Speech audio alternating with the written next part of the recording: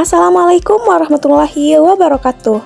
Halo semuanya, perkenalkan saya Anissa Musrida Zamhuri dengan NIM 250105500006 dari Pendidikan Kimia B, yaitu kelompok 2. Hari ini saya akan memaparkan materi mengenai aplikasi logaritma dalam ilmu kimia dasar, khususnya dalam menghitung kadar pH dan pOH. Konsep dasar logaritma. Secara sederhana, logaritma adalah operasi matematika yang merupakan kebalikan dari perpangkatan. Misalnya, jika 10 pangkat 2 sama dengan 100, maka dalam logaritma kita tulis logaritma 10 sama dengan 2.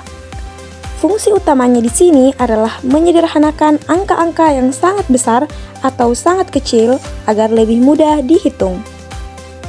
Materi logaritma sudah tidak asing lagi dalam pembelajaran matematika, tetapi ternyata di kimia juga membutuhkan logaritma.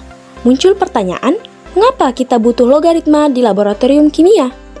Maka jawabannya adalah karena konsentrasi ion dalam sebuah larutan seringkali bernilai sangat kecil, seperti 0,000001 molar. Angka seperti ini sulit dibaca dan dibandingkan. Dengan logaritma, angka yang rumit tadi bisa kita ubah menjadi angka sederhana seperti 6, sehingga jauh lebih mudah dipahami dan digunakan dalam analisis.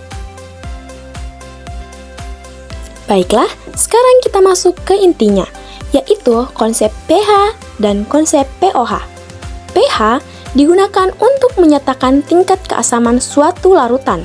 Rumus pH yaitu min log konsentrasi H+, yang dimana H+ ini merupakan konsentrasi ion hidrogen dengan satuan mol per liter. Nah, kalau diperhatikan, pada pH dan pOH terdapat tanda minus sebelum logaritma. Nah, tanda negatif ini digunakan agar hasil pH bernilai positif. Baiklah, konsep pOH yang merupakan konsep yang digunakan untuk menyatakan tingkat kebasahan suatu larutan dengan rumus pOH sama dengan min log konsentrasi OH-, yang dimana konsentrasi OH- ini adalah konsentrasi dari ion hidroksida. Keseimbangan larutan air dan skala pH. Perlu diingat bahwa dalam air yang seimbang, jumlah pH dan pOH selalu konstan, yaitu 14. Skala pH berkisar dari 1 sampai 14, yang dimana jika pH-nya di bawah 7 artinya larutan bersifat asam. Semakin kecil angkanya, semakin kuat asamnya. Tepat di angka 7 artinya larutan bersifat netral. Di atas 7 artinya larutan bersifat basah. Semakin besar angkanya, semakin kuat basanya. Sebelum masuk ke contoh soal, ada rumus yang wajib kita kuasai. Selain rumus pH dan pOH dasar yang sebelumnya telah dijelaskan, kita juga bisa membalikkan logaritma untuk mencari konsentrasi ion kembali dengan rumus eksponen, yaitu konsentrasi H+ sama dengan 10 dipangkat minus pH dan konsentrasi OH- sama dengan 10 dipangkat minus pOH. Nah, sekarang kita masuk dalam contoh soalnya. Seorang mahasiswa menyiapkan larutan HCl atau asam klorida 0,001 molar di laboratorium. Karena HCl merupakan asam kuat yang terionisasi sempurna, tentukan pH larutan tersebut. Dari soal di atas, dapat kita ketahui bahwa konsentrasi HCl sama dengan 0,001 molar.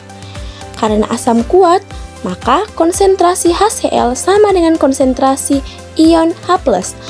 Maka konsentrasi ion H+ sama dengan 0,001, dan jika disederhanakan penulisannya menjadi 1 dikali 10 pangkat minus 3 molar.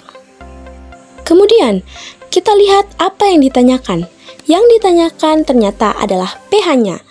Mari kita hitung pH-nya. Yang pertama yang harus kita ketahui dulu adalah rumusnya.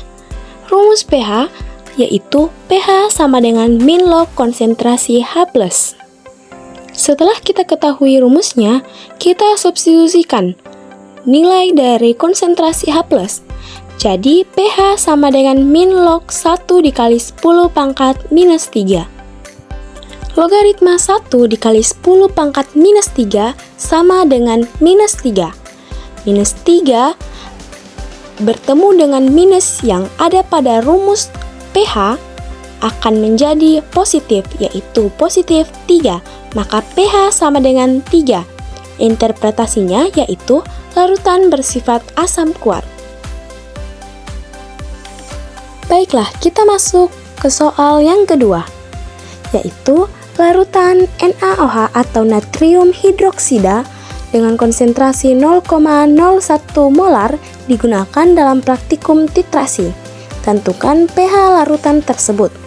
Dari soal kita dapat ketahui bahwa konsentrasi NaOH sama dengan 0,01 molar.